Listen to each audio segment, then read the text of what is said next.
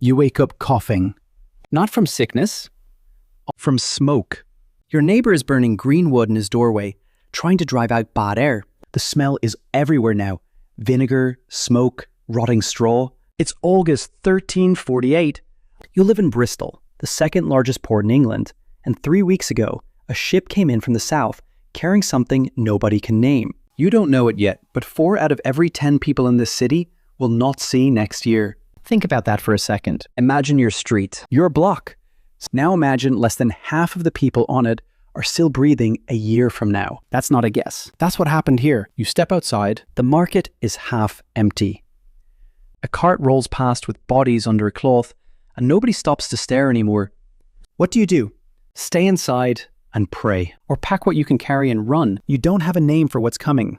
You just know it's already here. To understand what you're facing, you need to go back 2 years to a siege on the other side of the world. In 1346, at a fortress called Kaffa on the Black Sea, Mongol soldiers were dying by the hundreds from a disease nobody understood. An Italian notary named Gabriele de Musi was there, or close enough to hear it firsthand.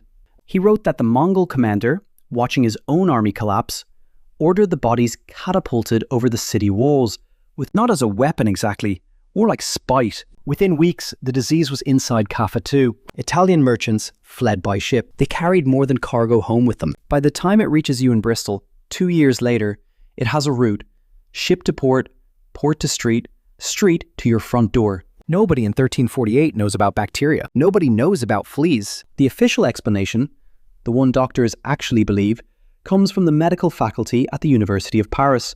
Plus, in October of this year, they'll publish a report blaming a planetary alignment, Jupiter and Mars lining up in the constellation Aquarius back in 1345, supposedly dragging poison vapors up out of the Earth. That's the science you have access to. Bad air, bad smells, bad stars. So what do you actually do with that? You fight smell with smell. A physician named Gentile da Foligno, he'll be dead from this disease himself before the year is out, recommends lighting fires in every home and soaking all your food in wine.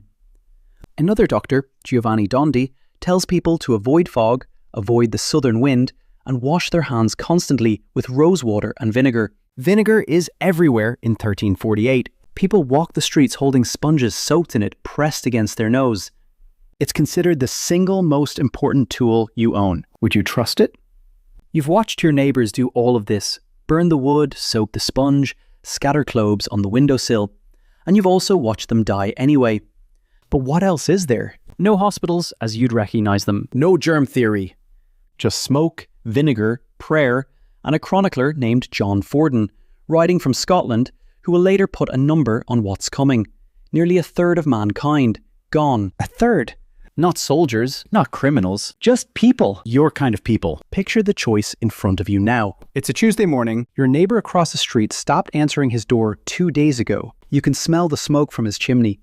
He's been burning oak and ash since dawn, the way Dondi recommended, hoping the fumes will purge the air inside his walls. You haven't seen his children at the window since Sunday. You have 2 real options, and only 2. Option 1. Shut your doors, soak a sponge in vinegar, keep it pressed to your face whenever you have to step outside, burn sweet wood in every room, and wait.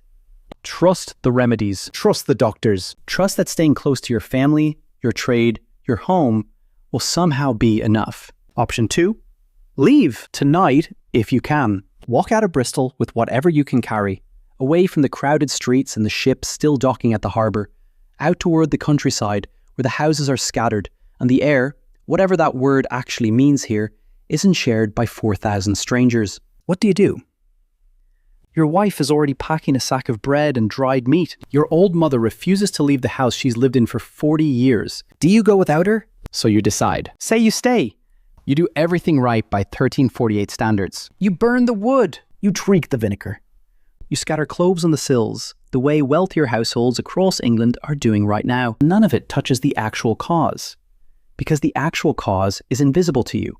A bacterium called Yersinia pestis, carried by fleas, riding on the black rats nesting in your thatched roof in grain stores. You can't smell it. You can't see it. You can't burn it away. Here's what the records actually show happened in Bristol.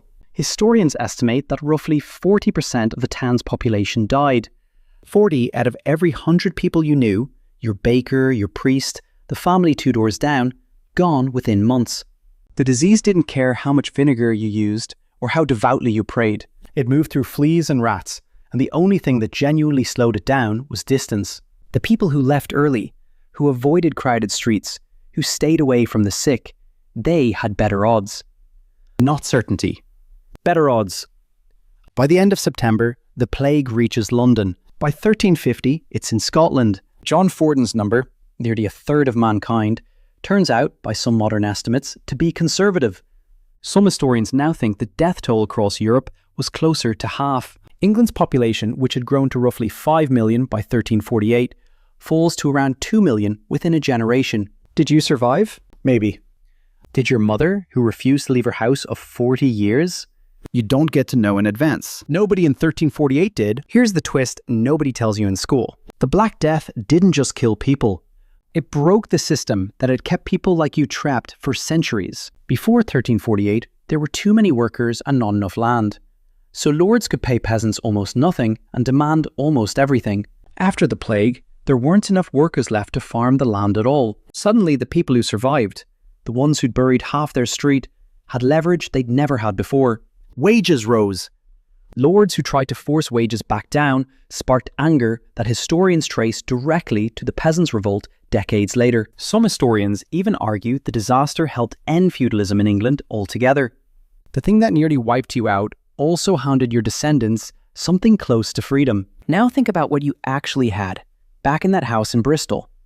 Vinegar, smoke, a planetary alignment as your best scientific theory. You didn't know what a bacterium was. You didn't know fleas were the real enemy. Every choice you made, stay or flee, vinegar or prayer, was a guess dressed up as medicine. Compare that to right now. You know what causes disease. You can look up an outbreak on your phone before it reaches your city. You can get a vaccine before the threat even arrives at your door. None of that existed for the version of you living in 1348. You weren't choosing badly. You were choosing blind. So picture that morning again. The smoke from your neighbor's chimney. The sponge soaked in vinegar pressed to your face. You wake up coughing, and this time you know exactly why it isn't sickness yet. It's just smoke, just fear, just a city doing everything it knows how to do with knowledge that was never going to be enough.